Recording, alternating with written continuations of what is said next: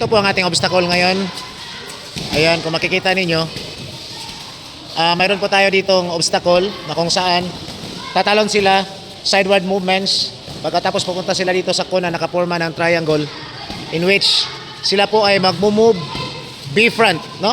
So from this cone, going to that cone, balik dito sa cone na yan, papunta doon. So that is moving B-front.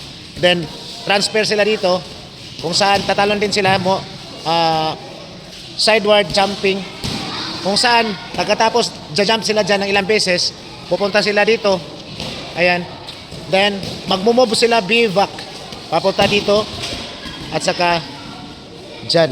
So dito po sila mag-workout ngayon. Ayan guys, mag-move po siya jumping sideward 4 times, then papunta po siya dyan, moving B-front 3 times also. Ayan.